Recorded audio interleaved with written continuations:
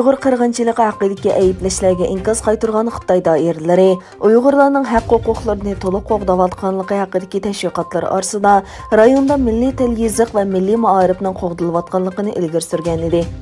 Erkin Osiyo radiosi muxbirining egallagan bu vaqtdagi uchurlardan Xitoy tashviqotidagi mazkur ma'lumotning qip-qizil yolg'onligi yana bir qatim dalillandi. Mazkur radioga kelgan ovoz xotirasi shaklidagi bir inkasda ma'lum bo'lishicha, navbatda Xitoy o'lkalarida yashayotgan kalpinlik bir Uyg'ur Xitoy axborotining yuqorqi xabarini anglagandan keyin yurti kalpinga telefon qilib, qo'shnisining o'qishsiz qolgan ikki bolasini maktabga o'rlashtirish haqida aloqador xodimdan ma'lumot so'ragan. Ma'rif xodimi hozir kalpinda butun o'quvchilarning davlat tilida tarbiya oladiganligini aytgan. İnkas qilg'uchi balalarning Uyg'urcha o'qish imkoni bor yo'qligini so'raganda, mazkur xodim kalpinda ma'arifda davlat tilining umumlashib bo'lganligini takrorlagan.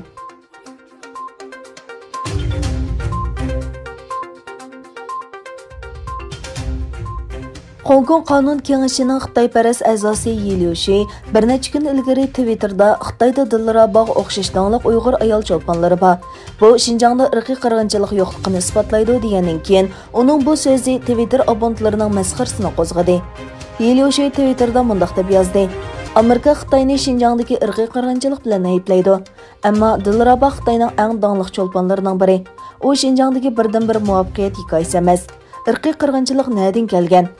Uning Twitterga tushgan inkaslarda bir qism to'rdoshlar Yi Liushining Twitterdan burun o'zining ommaviy munosabat direktori bilan maslahatlashishi kerakligini, Xitoyni xijil qilmasligi kerakligini o'tirib qo'ydi. Ba'zi to'rdoshlar bu Twitterda ko'rsatilgandek Yi Liushining aql va samimiyat saviyasidan gumonlandi. Ko'chirmakashlik qilmasdan Stanford universitetining magistrlik unvoniga erishishining mumkin emasligini aytdi. Yana nurg'un kishilar Yi Liushining logikali xatolik sodir qilganligini ko'rsatdi. Uyg'ur ayol cho'lpini olqishga erishdi. Ammo bu butkul Uyg'ur millatining bostirilmaganidan derak bermaydi. Nanjing cho'ng qirg'inchiligidan keyin yanala hayot qolganlar bor. Undaqda qirg'inchilik yo'q deyish mumkinmi? Yana ba'zilar natsist Germaniyasini misol qilib, ayni vaqtda Germaniya yuqori qatlamidami Yahudi pushtidan bo'lgan kishilar bor edi. Ammo bu Yahudilarning qirg'in qilinganligini inkor qilmaydi.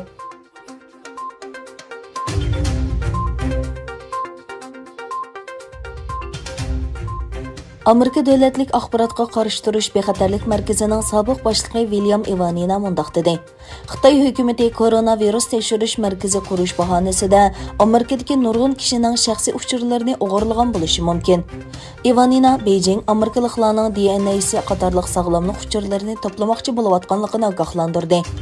Sobiq axborot xodimi bu sonliq ma'lumotning aqliy iqtidorliq uy, sensor va 5G tor orqali qo'lga keltirilganligini, bu xil usulning Xitoyning kasalliklarni davolash va qo'llangan texnikalarni monopol qilishni maqsad qiladiganligini o'tirib qo'ydi.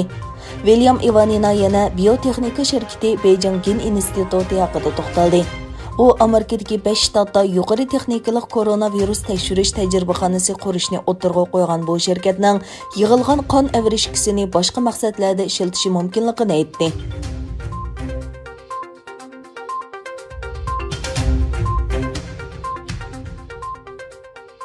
Xitoy dengiz sohili muhofazat atritining davlatning egilik huquqiga rioya qilmagan unsurlarga, ya'ni Xitoy dengiz tavalligiga kirgan paraxotlarga o'q chiqarish huquqi berilishiga doir qonun taklifini ma'qullagandan keyin Yaponiyaning jiddiy holatga o'tganligi ilgari surildi.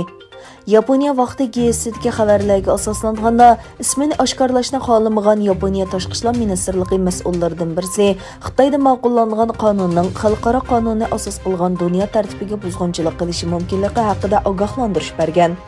Xabarda Tokio hukumatining Xitoy bilan to'qinish subyekti bo'lgan Sharqiy dengizga talash tortishliq Senkaku orolida yuz berishi ehtimoli yuqori harbiy harakatga tayyorlik qilayotganligi va jiddiy holat saviyasida ekanligi bildirildi.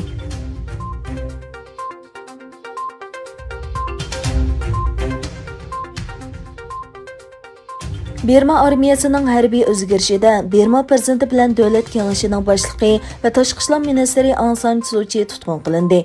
Birmada hokimiyat pishidagi davlat demokratiyasi birlashmasining bayonotchisi Myonyot, prezident Win Min, Sochi va partiyaning boshqa mas'ullarining atigan tarafda armiya tarafidan tutqun qilinganligini e'lon qildi.